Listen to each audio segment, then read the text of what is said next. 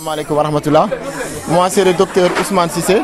Je suis le commissaire scientifique en charge de la santé et protection sociale au niveau des cadres du parti PASTEF. Bon, l'objectif, c'est d'appuyer nos candidats pour les élections législatives. Moi, je ne suis pas candidat, mais quand même, de la même manière que notre leader Ousmane Sonko avait désigné notre président, son excellence Bassirou Diomaye Diakhar Faye, qu'on a élu au premier tour, c'est de la même manière qu'il a désigné des candidats au niveau de l'étendue du territoire national et même au niveau de la diaspora. Donc moi, ce que je peux faire, c'est d'appuyer les candidats, surtout au niveau de la base, que ce soit à Pikine, à Keur Massar ou ailleurs.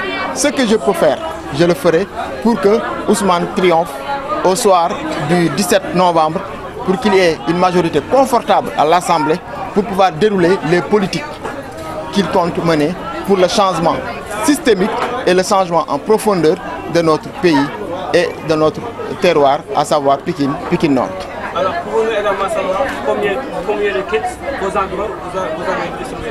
Bon, il ne s'agissait pas seulement de dons de kits scolaires, parce qu'il y avait 500 kits scolaires, il y avait 300 moustiquaires imprégnés et il y a 5000 doses de déparasitants pour enfants. Donc, on va déparasiter au minimum 5000 enfants, ce qui n'est pas négligeable dans un département comme Pikine. Donc c'est ce que nous comptons faire. Et il y a d'autres activités que nous comptons mener, notamment l'Octobre Rose. On a des activités prévues. Le tout, c'est pour soulager les populations en attendant que les réformes arrivent. On sait qu'on ne peut pas venir aujourd'hui quitter le marché et venir préparer et tout se termine en un clignement de doigts ou claquement de doigts. Donc ce qu'on peut faire, c'est les aider le temps que les changements arrivent pour qu'au moins d'ici quelques années, les gens pourront se débrouiller tout seuls et n'auront plus besoin d'aide. On va les aider le temps que le changement que Ousmane a prôné arrive, le changement que Bassirou Diomaye Diakhar Faye a prôné arrive, et là, ils pourront voler de leur propre aile. On est en train de les aider pour qu'ils puissent décoller d'eux-mêmes, les populations. Voilà, l'organisation, moi, j'y suis pour rien. J'étais chez moi, j'ai rien fait. Il y a une équipe qui est derrière moi. Rien que le bureau des amis du docteur Cissé, c'est presque 150 membres. Donc, s'il y a un bureau de 150 membres, imaginez le groupe. Et le groupe est en train de s'agrandir de jour en jour. Donc, je vais remercier les amis du docteur Cissé, dont une partie est ici présente, et je ne peux pas les remercier assez.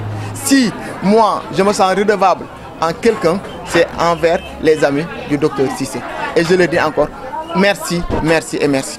Pour respecter la volonté, pour respecter la parole donnée aux populations, on a dit qu'on ne peut pas cumuler de mandats. On pouvait même être candidat et après laisser. Je peux devenir candidat à la mairie, puis laisser tomber et donner à quelqu'un d'autre le soin de mener les choses à terme. Mais en tout cas, ce n'est pas une focalisation, je ne me focalise pas dessus. Ce que je veux, c'est que Ousmane réussisse. Ce qu'il a promis aux Sénégalais, c'est un changement du pays. Donc, peu importe que je sois candidat ou pas, je vais me battre pour qu'il y ait le maximum de députés, le maximum de maires pour pouvoir changer ce pays.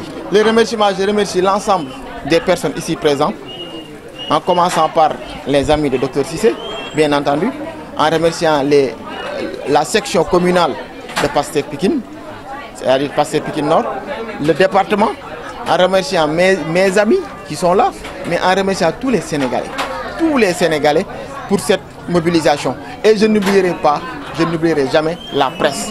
Je n'oublierai jamais la presse. Je peux citer quelques noms, Lamine Darou qui est ici présent et qui s'est déplacé pour pouvoir couvrir cette journée. Je leur dis merci à Feeñal Digital encore une fois.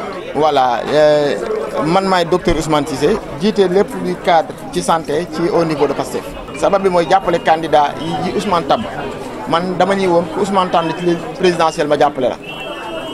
loolu lañ def ba Bassirou Diomaye Diakhar Faye ñëw nekk suñu président dañu jiite ñu koy ñaanal réussite ndax mi ngi ci yoon bi. noonu lañ laa waxaatee ni képp ku mu tànn biir Pikine ma jàppale la ak fépp sax fu mu tànn def na ay tànnam ñu ngi ko ciy félicité di ko jàppale pour que mu mën a am majorité pour que changement yi mu dig Sénégalais yi mën ko def. waaw li ñu distribué essentiellement du kit scolaire kese parce que am na 500 kits scolaires 300 moustiquaires 5000 doses déparasitants mooy li dindi saan ci xale loolu la ñu distribuer donc am na yeneen activités ñu war def octobre rose war nañ def ay yeneen activités donc am na leneen luy ñëw donc en grosso modo mën nañu ni laal nañu presque juróomi junni ci ay médicaments ñetti téeméer ci ay moustiquaires ak juróomi téeméer ci ay kits scolaires mooy ñi ma dendal nii rien que bureau bi ñu constitué muy bureau des amis docteur Cissé li ci nekk mën nañ téeméer ak lu teg ci ay nit kon loolu lu rëy la donc man sama kër laa toog yàlla xam na ne bi ma fi ñëwee mooy ba mu pare man 18h laa fi egsi laalu ma fi benn banc laalu ma fi dara ñoom ñoo def lépp donc man damaa ñëw rek teewe donc ami docteur Cissé yi laay remercier am na kenn nag bëggoon naa ko remercier profondément moom mooy Mawa Sarr dëkk ci koñ bi moo ñu dalal te ba ma ko waxee daf ci ànd ak enthousiasme te gis naa ni mu ci doxee gis naa ni mu ci waxee idée yi mu ci andi te idée yoo xamante ne daf ñëw tax ñu gën a gaaw ci liñ doon def gën a gaaw a avancé gën a am efficacité parce que nekkuma fi woon mais nit ñaa ngi ñoom seen biir ñi ngi doon foto dama woon fi ñu toll di def audio di ma envoyé donc Mawa Sarr ak ñëpp ñu mu àndal maa ngi leen di remercier Ngaasaak Badara Moustapha bu Pikine Nord ñëpp maa ngi leen di remercier man daw neewoon naa du ma lim mais commencé naa ko te fii laa koy yemale parce que ku lim juum te bëgguma juum wala may manqué le donc di remercier ñëpp.